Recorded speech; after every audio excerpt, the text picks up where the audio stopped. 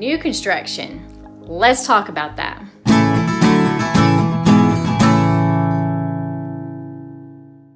Hi, my name is Tonya Byrd. I'm with Keller Realty Atlanta Partners in Peachtree City, Georgia, and today we're talking all about new construction. I have 7 tips for you on new construction home buying process. So let's get started. Number 1, financing.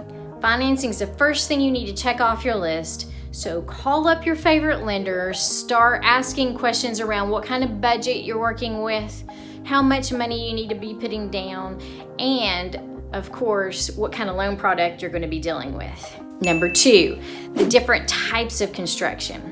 So there's 3 different types of construction that you tend to run into.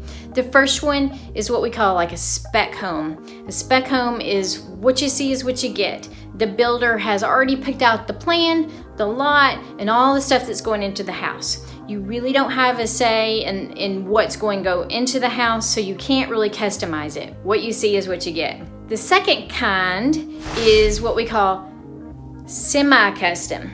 So semi-custom might be where you get to choose the lot, you get to choose the floor plan that goes on that lot, and you may be able to choose some upgrades that go into the house. So upgrades could be anything from flooring to cabinetry to countertops.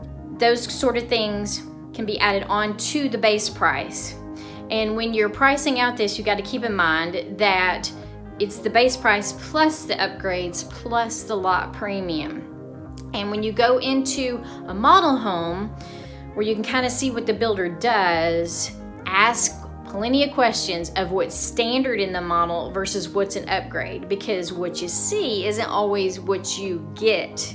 It all depends on whether or not you're willing to pay for those upgrades or not. And then of course the last type is fully custom, and that's where you're going out and you're buying the piece of land, you're doing your due diligence, you're making sure that there's utilities available in the street, and if they're not, that you can drill a well or the land can handle a septic system.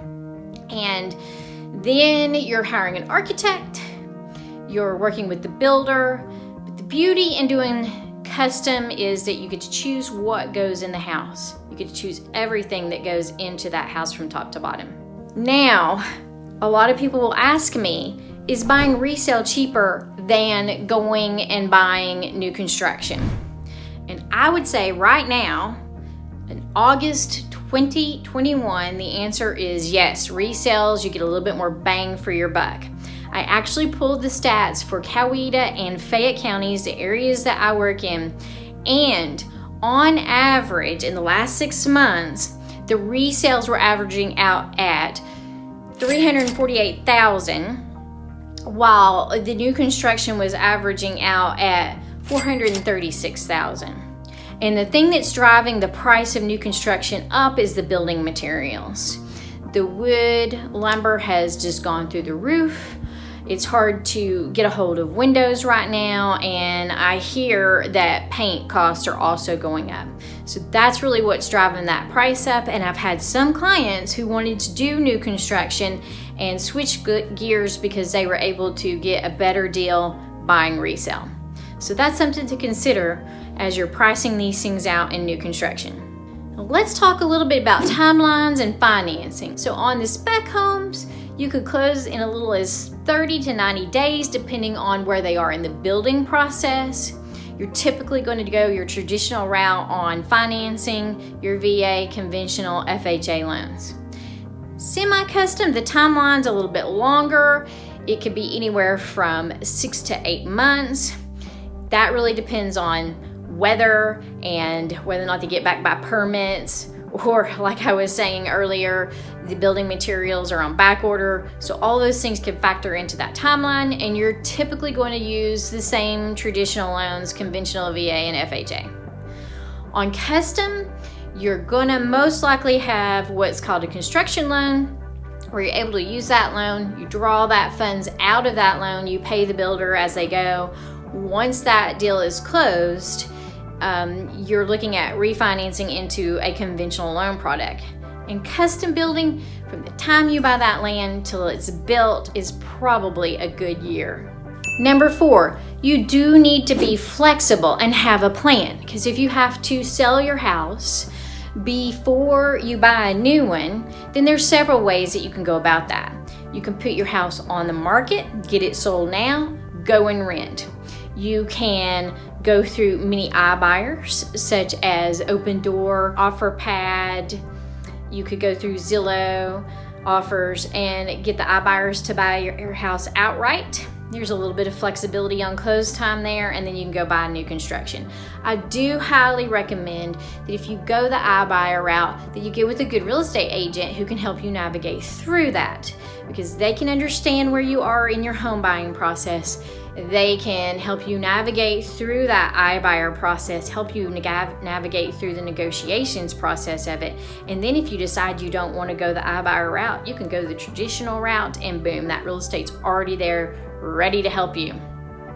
You can also look into products like Homeward and like Ribbon. These products allow you to be a cash buyer, so you actually buy the new construction before you sell your house via cash, and you rent a little bit. You rent that new construction back from Ribbon and Homeward for a little bit until you get your other house sold. So there's lots of options out there these days that gives you the flexibility in being able to buy before you sell.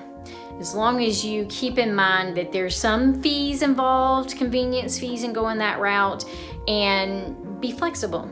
Number 5, check out the reputation of the builder. Do a little due diligence.